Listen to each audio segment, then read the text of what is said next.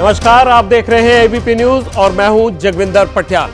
Public interest में आप रोज ऐसी खबरें देखते हैं जिनका केवल आपसे सीधा रिश्ता है। अकेला पटियाल ऐसा पत्रकार है जो हिंदी न्यूज के प्राइम टाइम में उन्हें मुद्दा बनाता है जिनकी आवाज छोटी समझकर दबा दी जाती है।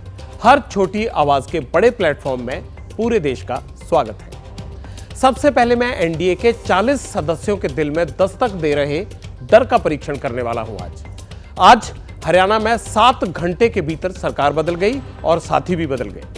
5 साल और 6 महीने पहले हरियाणा में बीजेपी और जननायक जनता पार्टी की सरकार बनी थी। जेजेपी के डिप्टी सीएम बने थे और बीजेपी के सीएम बने थे, लेकिन असेंबली और लोकसभा चुनाव से कुछ ही महीने पहले दोनों बदल गए। बीजेपी और जेजेपी का रिश्ता टूट गया। मनोहर लाल की जगह बीजेपी के नायब सिंह सैनी सीएम बन गए हैं। कहने को ये हरियाणा की बात है, पार्टी का अंदरूनी मामला है, आप भी समझ रहे होंगे, लेकिन इसका संदेश पूरे देश में मौजूद बीजेपी के दोस्तों को क्या गया? कहीं मेरे साथ दुष्यंत चौटाला जैसा तो नहीं हो जाएगा? 2024 चुनाव से पहले जन्मे इस भय का परीक्षण आप मेरे साथ जरूर देखें। दूसरा परीक्षण करेंगे हम विज्ञापनवादी लोकतंत्र का। आजकल आप सुबह अखबार उठाते होंगे तो सरकारी विज्ञापन कुछ ज्यादा ही दिखते होंगे आपको। जनवरी से लेकर अब तक 11 लाख करोड़ रुपए के लोकार्पण की गारंटी दी जा चुकी है। प्रचार की आजादी है और हक भी है, इसमें कोई दो राय नहीं, लेकिन विज्ञापन की कारपेट बॉम्बिंग से वोटर का ब्रेन वॉश कैसे हो रहा है? और क्या इसकी वजह से चुनाव में खास पार्टी का प्रत्याशी ज्यादा मजबूत हो जाता है? क्या सरकार की कमियां छिप जाती हैं? इश्तिहार की राजनीति का परीक्षण देखिए, क्योंकि आप वोट देने के लिए खुद को तैयार कर रहे हैं। तीसरा परीक्षण भारत की ताकत का है। हथियार आयात के इंडेक्स में भारत नंबर 1 हो गया है। मालूम है आपको? आपने देश में भी एक से बढ़कर एक हथियार बन रहे हैं, इसमें कोई दो राय नहीं है। कल प्रधानमंत्री ने दिव्यास्त्र की बात बताई थी और आज उन्होंने दुनिया को पोखरण से अपनी ताकत भी दिखाई। दुनिया में आजकल ऑस्कर अवार्ड की भी खूब चर्चा हो रही है। जिस फिल्म ओपेनहाइमर को सबसे ज्यादा 7 ऑस्कर मिले हैं, वो परमाणु बम बनाने वाले वैज्ञानिक के जीवन पर बनी है। इस फिल्म में विनाश का अपराध बोध दिखाया गया है। दुनिया हमेशा युद्ध और शांति के बीच आगे बढ़ती है। इसी दार्शनिक ने कहा भी है कि शांति के लिए युद्ध जरूरी है। युद्ध और शांति के इस वॉर पर हमारा एक्सक्लूसिव परीक्षण आप जरूर देखें। आज पटियाला आपको बताएगा कि सीएए का कानून सिर्फ 50 रुपए में कैसे आपको भारत का नागरिक बना सकता है। कई दशक से अपने हक का इंतजार कर रहे लोगों को इस राहत से बहुत फायदा मिलेगा, लेकिन कई दशक से बुनियादी चीजों के लिए परेशान अपने लोगों के लिए सरकार ऐसे कमिटमेंट आखिर क्यों नहीं दिखाती?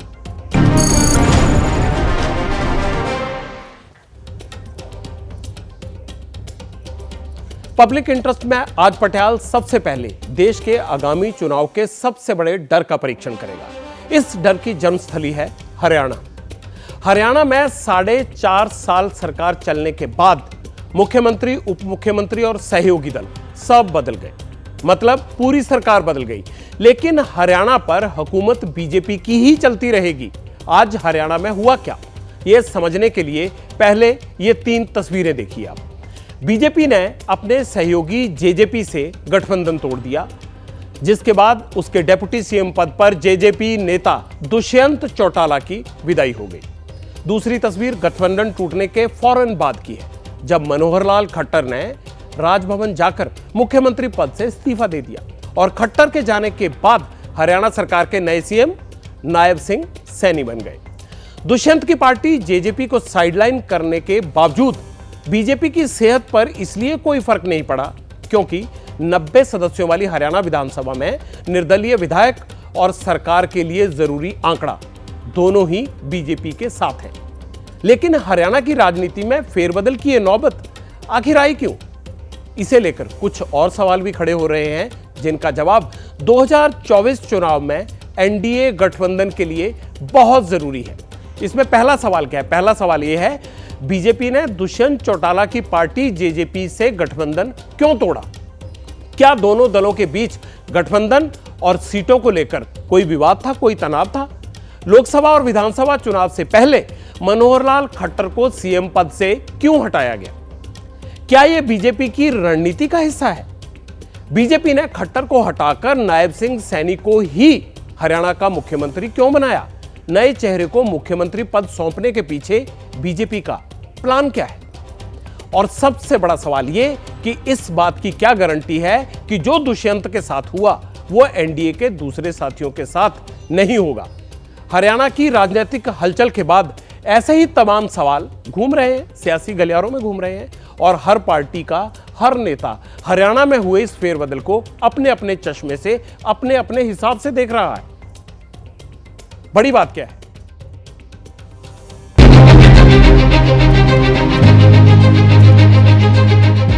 मैं नायब सिंह ईश्वर की शपथ लेता हूं कि मैं विधि द्वारा स्थापित भारत के संविधान के प्रति सच्ची श्रद्धा और निष्ठा रखूंगा। मैं भारत की प्रभुता और अखंडता अक्षुण्ण रखूंगा।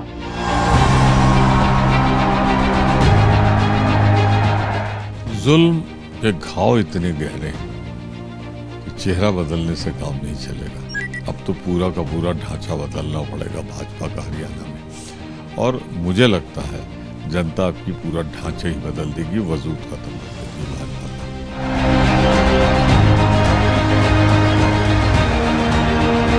मैं मूलचंद शर्मा, मैं जयप्रकाश दलाल, मैं डॉक्टर बनवार लाल, मैं कंवरपाल ईश्वर की शपथ लेता हूं कि मैं विधि द्वारा स्थापित भारत के संविधान के प्रति सच्ची श्रद्धा और निष्ठा रखूंगा। ये जो है लोगों की आंखों में धूल झोंकने के लिए ये सब किया गया है, क्योंकि ये चुनाव से पहले ही अपनी हार मान चुके हैं, क्योंकि हरियाणा के 36 बिरादरी मन बना चुकी हैं आने वाली सरकार कांग्रेस पार्टी की होगी। पता नहीं अब ये सरकार तब तक चल पाएगी कि नहीं चल पाएगी, कुछ कह नहीं सकते। और ये इनकी घबराहट का ही नतीजा है जो आपने देखा, जो घटनाक्रम हो रहा है। वैसे नीचे नीचे आप पूरे देश में देखेंगे इस तरह की बात है। इनके पाँव के नीचे से ज़मीन खिसकती जा रही है। हरियाणा की जन भावना, जनता ने मन परिवर्तन का बना लिया है। हर वर्ग इस सरकार से नाराज है, निराश है।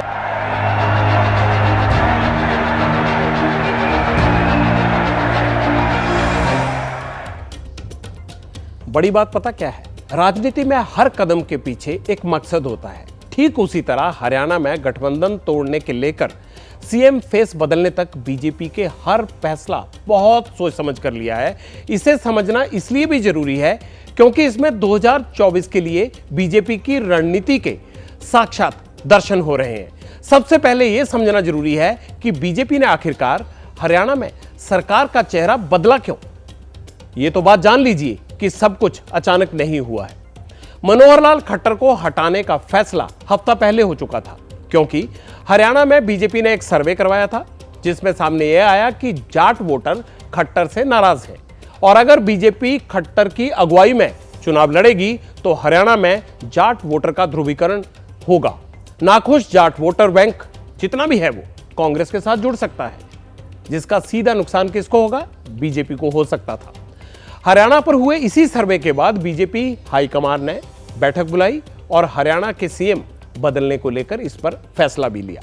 लेकिन बीजेपी ने खट्टर को हटाकर एक बार फिर गैर जाट नेता नायब सिंह सैनी उन्हीं को सीएम बना दिया, जबकि हरियाणा में जाटों की आबादी सबसे ज्यादा 22% है।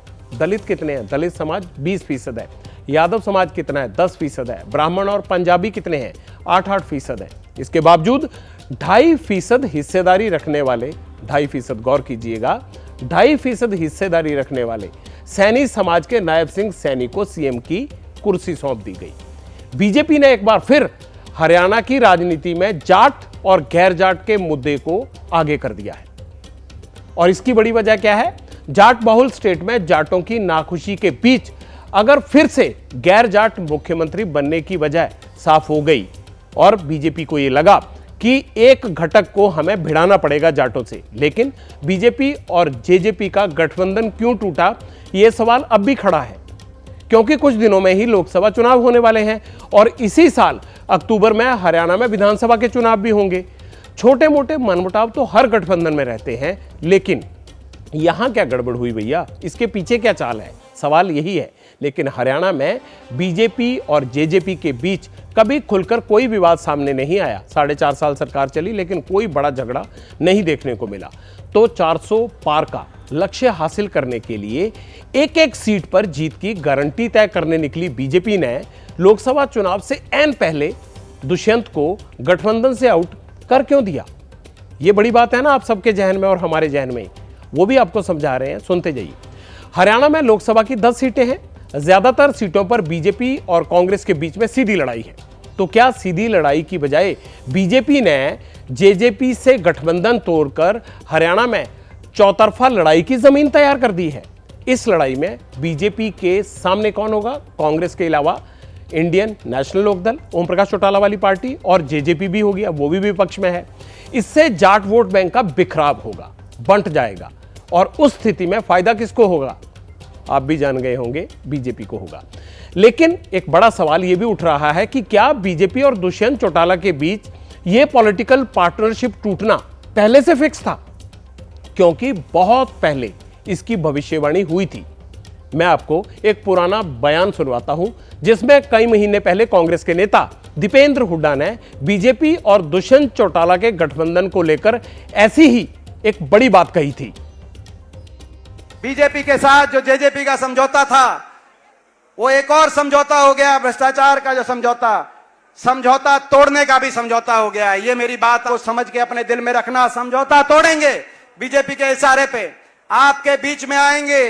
कांग्रेस की वोट में कौन ज्यादा सेंध मारेगा, अभय सिंह ज्यादा मारेंगे या दुष्यंत चौटाला ज्यादा मारेंगे, इस बात की बीजेपी के इशारे से, उनके इशारों पर इस तरह की राजनीति हरियाणा में करने का काम करेंगे। चक्रव्यूह रचा जाएगा। दीपेंद्र हुड्डा ने जो महीनों पहले कहा था, उसमें गठबंधन टूटने की बात सच साबित हुई। लेकिन यह बात बीजेपी या दुष्यंत चौटाला ही बता सकते हैं कि हरियाणा में गठबंधन तोड़ना किसी रणनीति का हिस्सा है या फिर नहीं। लेकिन सच तो यह भी है कि अलायंस टूटने से हरियाणा में सबसे ज्यादा फायदा बीजेपी को ही हो सकता है, क्योंकि कांग्रेस और आईएनएलडी के साथ अब जेजेपी भी विपक्ष में पहुंच चुकी है। हरियाणा में 2014 के लोकसभा चुनाव में क्या हुआ था? बीजेपी, कांग्रेस, आईएनएलडी और हरियाणा जनहित कांग्रेस, जो भजनलाल वाली पार्टी थी, उनमें चौतरफा मुकाबला हुआ था। बीजेपी को 7 सीटें मिल गई, कांग्रेस को 2 मिली और चौटाला की पार्टी को 1, वो 1 पर सिमट गई। 2019 में क्या हुआ? लोकसभा चुनाव में हरियाणा में फिर से चौतरफा लड़ाई हुई। बीजेपी के सामने कांग्रेस, आईएनएलडी और जेजेपी, आम आदमी पार्टी का गठबंधन, ये दोनों मिलकर लड़े थे। ये था, बीजेपी विरोधी वोट बंट गए और लोकसभा की सभी 10 सीटों पर बीजेपी ने कमान संभाल ली, यानी जीत हासिल कर ली। ऐसा नहीं है कि सीधी चुनावी टक्कर में बीजेपी को कामयाबी नहीं मिलती है। अगर हम दूसरे राज्यों में देखें, गुजरात हो गया, मध्य प्रदेश हो गया, छत्तीसगढ़ हो गया, उत्तराखंड हो गया, इन सब राज्यों में बीजेपी ने सीधी लड़ाई में भी जीत हासिल की है। लेकिन एक से ज्यादा विरोधी और विपक्ष में बिखराव का फायदा बीजेपी को मिलता ही है, ये उनको सीधा सीधा पता है। हरियाणा में सीएम बदलकर बीजेपी ने सरकार का चेहरा बदल दिया। ऐसा भी पहली बार नहीं हुआ। चुनाव से पहले कई बार सरकार या सीएम को लेकर नाराजगी सामने आई तो बीजेपी को चुनाव में नुकसान की आशंका दिखी, इसे भांपा गया और एंटी इनकम्बेंसी दूर करने के लिए सीएम का फेस बदला गया। कहां ऐसे हुआ? कर्नाटक, गुजरात, उत्तराखंड और त्रिपुरा की हालिया मिसाल हैं वहां की सरकारें। गुजरात में चुनाव से ठीक पहले विजय रूपानी को हटाकर भूपेंद्र पटेल को सीएम बनाया गया और जीत मिल गई। कर्नाटक में बीएस येदियुरप्पा को हटाकर बसवराज बोम्मई को कमान सौंपी गई, लेकिन वहां कामयाबी नहीं मिली। उत्तराखंड में क्या हुआ? त्रिवेंद्र सिंह और तीरथ सिंह रावत को हटाकर पुष्कर धामी को कुर्सी सौंपी गई, नतीजे बीजेपी के पक्ष में आए। त्रिपुरा में भी फॉर्मूला कामयाब रहा। विप्लव देव को हटाकर उनकी कुर्सी किसको दी गई? मानिक साहा को, वो फिर सीएम बन गए, वहां फिर बीजेपी की सरकार लौट आई। तो ये सब वो मिसाल हैं जो हरियाणा से पहले ये एक्सपेरिमेंट जहां हो चुका है। हरियाणा में सीएम फेस बदलने का कितना फायदा होगा? अब आपके मन में भी ये बड़ा सवाल होगा। वैसे ये तो कुछ दिनों में ही सामने आ जाएगा जैसे ही आम चुनाव होंगे, लेकिन हरियाणा में जो हुआ उससे एक संदेश और निकला, और वो ये कि क्या बीजेपी अपने हित साधने के लिए ही सहयोगियों का इस्तेमाल करती है? ये एक बड़ा सवाल निकल कर आया। जैसे महाराष्ट्र में बीजेपी ने पहले से सहयोगियों पर यही पॉलिटिकल पैटर्न लागू किया, मराठा अस्मिता की राजनीति करने वाले दल एक दूसरे के सामने खड़े हो गए। फायदा किसको हुआ? बीजेपी को हुआ। बिहार में नीतीश से 2 बार नाता तोड़ा, चुनावों से ठीक पहले दोनों बार उनको गले लगा लिया। फायदा किसको हुआ? बीजेपी अपना देखती है। लोकसभा चुनाव के लिए एक बार बीजेपी ने 400 पार का टारगेट सेट किया है। इस बार यही चर्चा है कि भाई अब की बार क्या 400 पार? 40 पार्टियों का गठबंधन इसके लिए तैयार किया गया। एक एक वोट, एक एक राज्य, एक एक जिला, एक एक नेता, सबका हिसाब देखा जा रहा है। लेकिन जेजेपी अब एनडीए से बाहर है और दुष्यंत की पार्टी में टूट की बात भी सामने आ रही है। उनके सारे विधायक ही उनके साथ नहीं है। इस पर बीजेपी के साथ खड़े सहयोगियों का क्या कहना है? अब आपको वो सुनवाते हैं, उनके मन में क्या चल रहा है। हरियाणा का मामला दूसरा है, यूपी का मामला दूसरा है। यूपी में जो हम सहयोगी दल के लोग हैं, एनडीए में शामिल हैं, हम सभी लोग एक हैं, कहीं से कोई दिक्कत नहीं है। नहीं, जैसे कि आपने 3 सीटों की डिमांड की है, ऐसा पता चल रहा है कि एक ही सीट आपको मिल रही है। देखिए, हम 3 जीत के जाएंगे तब भी कोई हम सरकार नहीं बना लेंगे, 1 जीत के जाएंगे तब भी हम सरकार नहीं बना लेंगे। हमारा लक्ष्य रहा है कि लोकसभा में पार्टी की उपस्थिति। पहले तो हरियाणा का गठबंधन है, किन परिस्थितियों में वहाँ बदलाव हरियाणा के लोग जानते होंगे, शीर्ष नेतृत्व जानता होगा। और नई जो सरकार बन रही है उसे मैं बधाई देता हूँ। रहा उत्तर प्रदेश का, तो उत्तर प्रदेश त्रेता में जिस तरीके से भगवान राम और निषाद राज का एक गले लगे मिलन था और उसके बाद एक शक्ति आई और दुख का राज खत्म हुआ, तो वहाँ भी निषाद राज और भगवान राम का जो त्रेता का नेचुरल अलायंस है, उसी तरीके से उत्तर प्रदेश में ऐसे कुछ नहीं है। बीजेपी के बारे में कहा यही जाता है कि वो पार्टी विद डिफरेंस है। वो चाल, चरित्र और चेहरे पर विश्वास करने वाली पार्टी है। लेकिन क्या वक्त के साथ बीजेपी बदल गई है और अब उसके लिए जीत ही सबसे महत्वपूर्ण है? क्या बीजेपी चुनावी जीत के लिए चाल, चरित्र और चेहरे तीनों बदल देती है? लेकिन इससे उसके सहयोगियों पर जो विश्वास का संकट जन्म ले सकता है, उसका सामना बीजेपी कैसे करेगी? बीजेपी को अब यह भी सोचना होगा।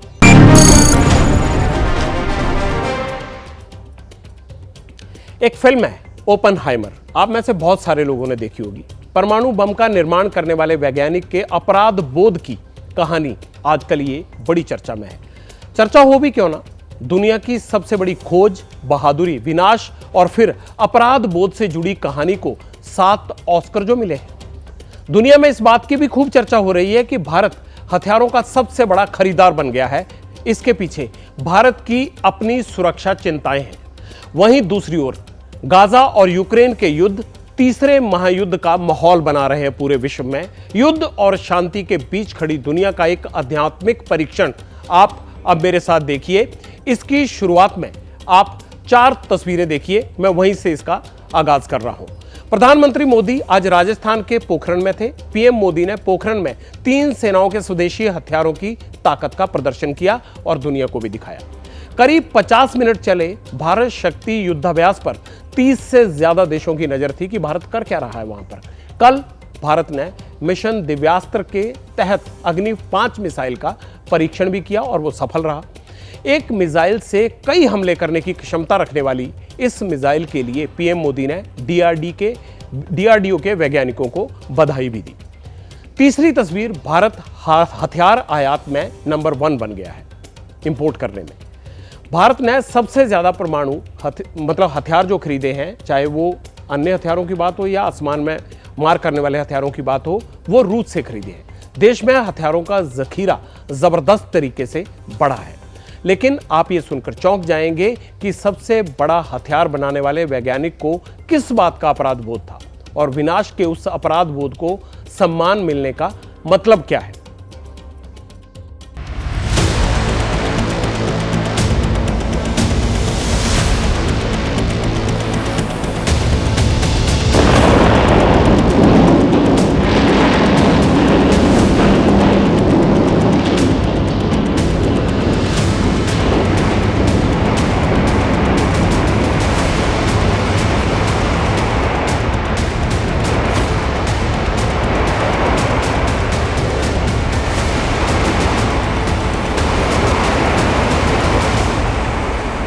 यही तो भारत शक्ति है।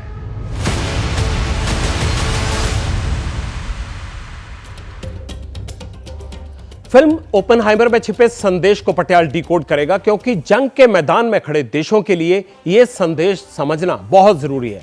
पहले आपको वैज्ञानिक रॉबर्ट ओपनहाइमर के बारे में बता देता हूं, वो कौन थे। आज से करीब 79 साल पहले परमाणु बम के जनक अमेरिकी वैज्ञानिक जे रॉबर्ट ओपनहाइमर ने अपने हाथों से विनाश का सम्मान तैयार किया। जापान पर गिरा जो एटम बम था, जिससे पूरी दुनिया ने उसकी तबाही देखी, उसकी तपिश को महसूस किया, वो 1945 में एटम बम बनाने वाले हिरोशिमा नागासाकी पर जो गिराया गया था, उसको बनाने वाले वैज्ञानिक थे ओपनहाइमर।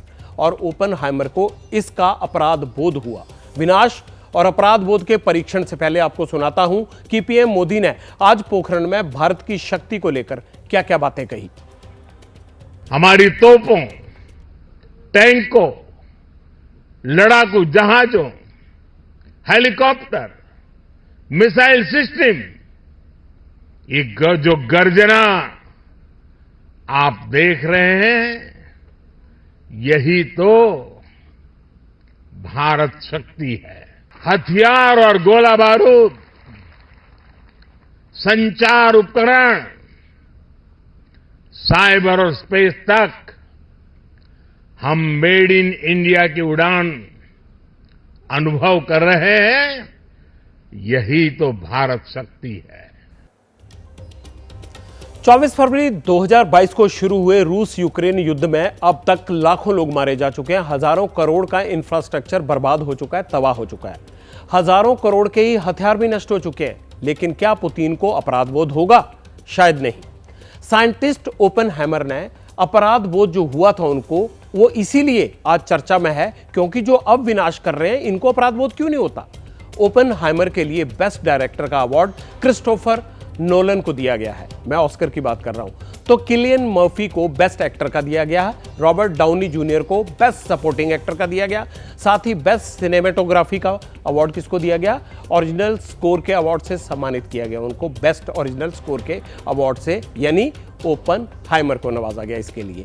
एक तरफ दुनिया के कई देश आज भी युद्ध लड़ रहे हैं या युद्ध के मुहाने पर खड़े हैं।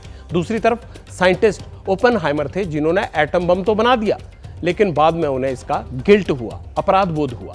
रूस और यूक्रेन को देख लीजिए आप, दोनों तरफ जमकर खून खराबा हो रहा है, लेकिन अपराध बोध किसी को नहीं। भारत चाहता है कि यह युद्ध रुके, दोनों देश शांति का रास्ता अपनाएं। दावा है कि भारत के कहने पर ही रूस ने यूक्रेन पर परमाणु हमला नहीं किया था। इस समय जो युद्ध चल रहा है, उसका प्रभाव प्रत्यक्ष और परोक्ष रूप से दुनिया के हर देश पर पड़ रहा है। भारत शांति के पक्ष में है, बातचीत से हर समस्या को सुलझाने के पक्ष में है। कहते हैं शांति का रास्ता युद्ध से होकर जाता है और युद्ध घातक हथियारों से लड़ा जाता है। यही कारण है कि शांति का पक्षधर भारत अपनी सैन्य ताकत लगातार बढ़ा रहा है, क्योंकि सामने चीन और पाकिस्तान जैसे दुश्मन खड़े हैं।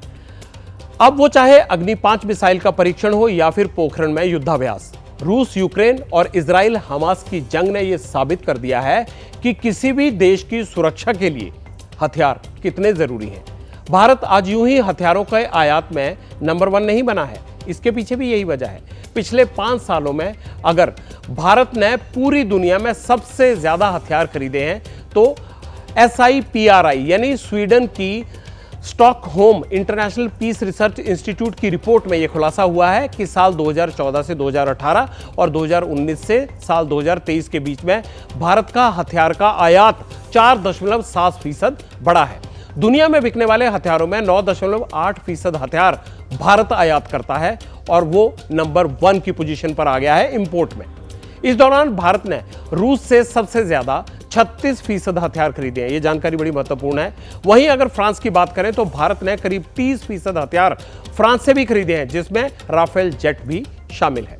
हालांकि साल 1960 से 64 में सोवियत संघ के बाद यह पहली बार ऐसा मौका आया है जब भारत के हथियार आयात करने में रूस की हिस्सेदारी 50% से कम रही है। अब इसकी वजह क्या है? भारत हथियार तो आयात कर रहा है, इसीलिए दूसरे देश जमकर पैसा कमा रहे हैं। 2014 से 18 और 2019 से 2023 के बीच में फ्रांस का हथियार का निर्यात कितना बढ़ा? 47% तक बढ़ गया। लेकिन यूक्रेन के साथ युद्ध की वजह से रूस को नुकसान हुआ। भारत जो पहले बहुत ज्यादा आयात करता था उनसे, वो 50% वाला आंकड़ा पूरा नहीं हुआ। रूस का हथियार निर्यात 53% तक गिर गया, क्योंकि वो यूक्रेन से उलझे हुए हैं। भारत को भी युद्ध का खतरा है, दुश्मन ऐसे हैं आसपास, वो भी कई मोर्चों पर एक साथ डटा हुआ है। चीन, पाकिस्तान के साथ साथ तनाव जो है वो कम हो ही नहीं रहा, उसको कम करने की कोशिश बार बार डिप्लोमेटिक स्तर पर होती है। खुद विदेश मंत्री जयशंकर ने यह कहा कि चीन के साथ विवाद जितनी जल्दी सुलझ जाए उतनी जल्दी अच्छा है। चीन कहाँ मानने वाला है, उसको तो समझ ही नहीं आती, वो हमेशा तिलमिलाया रहता है भारत से। चलिए आपको चीन की एक और बौखलाहट का कारण बता देता हूं। आपको याद होगा 9 मार्च को पीएम मोदी ने अरुणाचल प्रदेश में 13,000 फीट की ऊंचाई वाली एक सेला टनल का उद्घाटन किया था। सामरिक दृष्टि से टनल बहुत महत्वपूर्ण है, लेकिन चीन इस टनल के इनॉग्रेशन से चिढ़ा हुआ है, तिलमिलाया हुआ है। भारत अपनी सुरक्षा को लेकर प्रतिबद्ध है, लेकिन कब्जाधारी चीन को यह रास नहीं आ रहा। चीन विदेश मंत्रालय के प्रवक्ता हैं वान वेनबिक, उन्होंने क्या कहा? पीएम मोदी के अरुणाचल दौरे का विरोध जताया उन्होंने। अरुणाचल को एक बार फिर चीन का हिस्सा भी बता दिया। चीन ने कहा भारत का कदम एलएसी पर तनाव बढ़ाने वाला है। दरअसल चीन की बौखलाहट का कारण भारत के रक्षा सौदे हैं, टनल तो केवल बहाना है। भारत डिफेंस पर खूब खर्च कर रहा है। साल 2023-24 के लिए भारत का रक्षा बजट कितना है, आपको है आइडिया? 6 लाख करोड़ से ज्यादा का है। साल 2016 में भारत ने फ्रांस के साथ 59,000 करोड़ रुपए के 36 राफेल जेट्स का सौदा किया था, डील की थी। साल 2015 में अमेरिका के साथ 8,000 करोड़ के 15 चिनूक हेलीकॉप्टर खरीदे थे भारत ने, याद होगा आपको। 2015 में ही 14,000 करोड़ रुपए के 22 अपाचे हेलीकॉप्टर भी खरीदे गए थे। अमेरिका के साथ 15,000 करोड़ के MH-60R हेलीकॉप्टर की डील भी भारत ने की है। इतना ही नहीं, अमेरिका से 25,000 करोड़ रुपए के 31 ड्रोन भी भारत ने खरीदे हैं। 35,000 करोड़ रुपए में रूस से S-400 मिसाइल सिस्टम की डील भी चीन और पाकिस्तान दोनों ही इस डील से बौखलाए हुए हैं।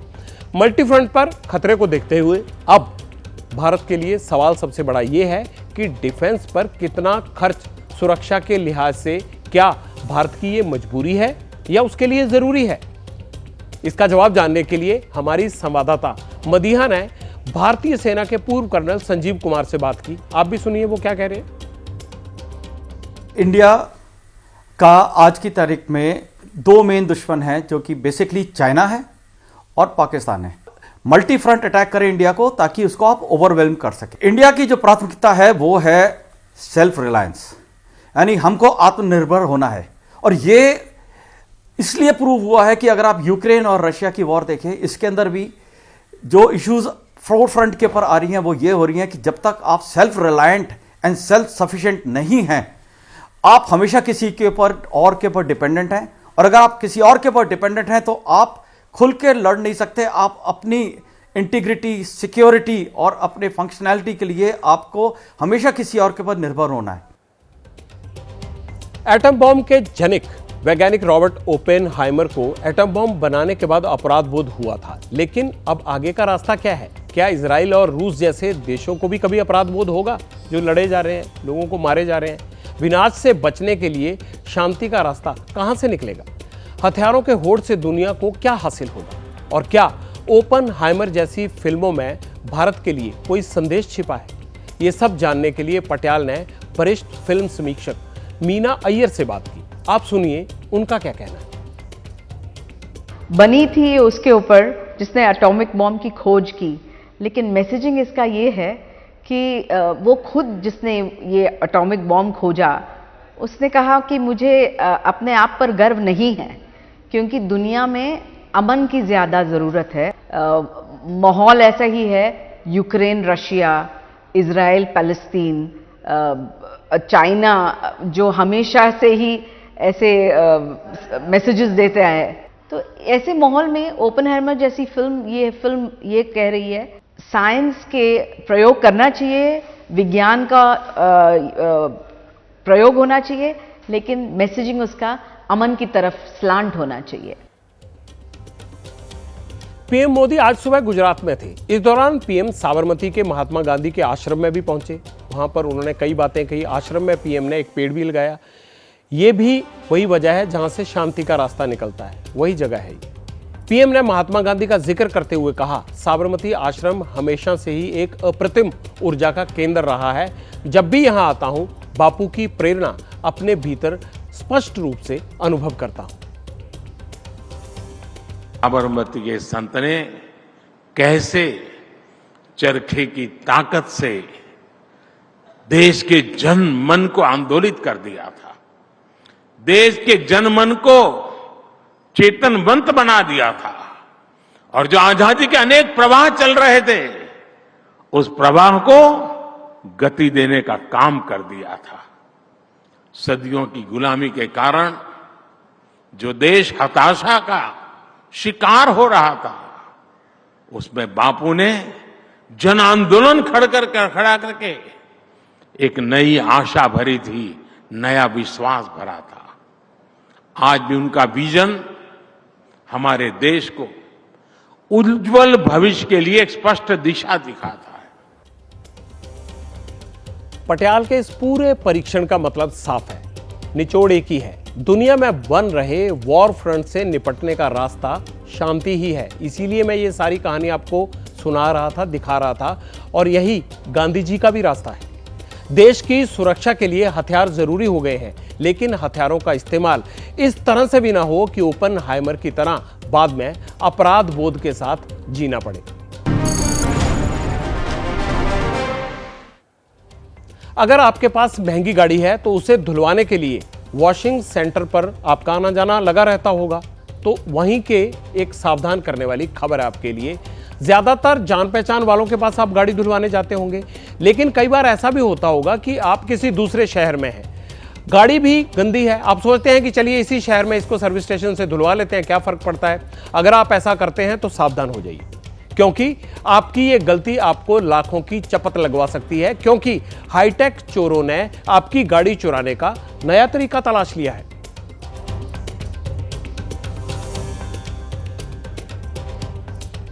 हम ये खबर इसलिए दिखा रहे हैं आपको क्योंकि इस खबर से आपको यह पता चलेगा कि आगे से अगर आप किसी भी शहर में अपनी गाड़ी को बेनिश्चिंत होकर धुलवाने के लिए छोड़ देते हैं तो वो आपकी चिंता कैसे बढ़ा सकती है। आपकी गाड़ी सुरक्षित हाथों में है या नहीं है, ये खबर इसीलिए आपको जानना जरूरी हो गई है। ऐसे गिरोह आ गए हैं जो आपके की होती है गाड़ी की, उसे डिजिटली फुटप्रिंट उसके ले लेते हैं और उसके बाद उसकी कॉपी बना लेते हैं। ये रिपोर्ट देखिए, आपको और समझ आएगा।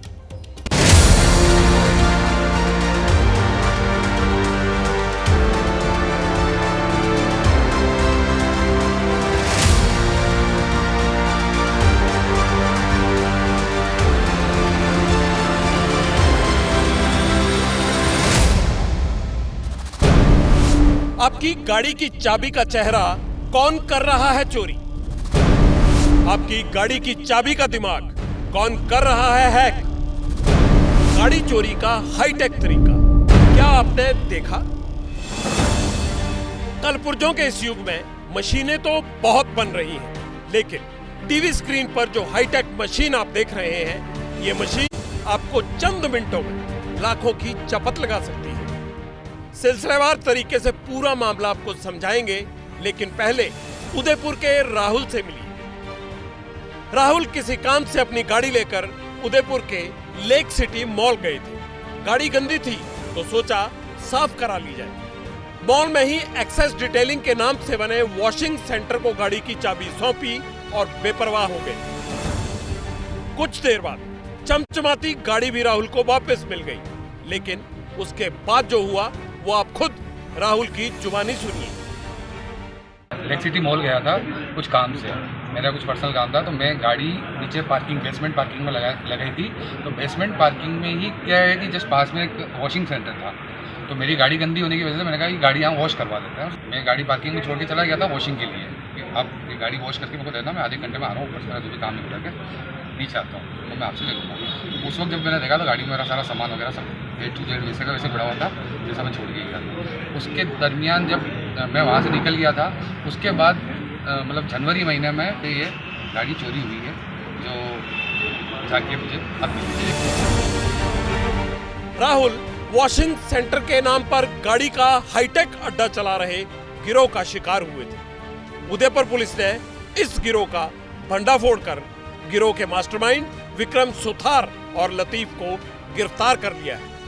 एक स्कॉर्पियो में 2 लोग हमें मिले, जिनसे पूछताछ की तो दोनों जालौर ज़िले के हैं, एक जालौर शहर के रहने वाला है और एक भीनमाल का जो रहने वाला है विक्रम सुथार है, और जो जालौर शहर के रहने वाला है वो लतीफ़। उसने दोनों ने यहाँ मिलके अब गाड़ी की चोरी के जब जानकारी ले रहे थे और इनसे पूछताछ की तो गाड़ी स्पेशली 4 व्हीलर्स की चोरी का एक अलग तरीका सामने आया है। चोरी की 3 गाड़ियां भी आरोपियों से बरामद की गई।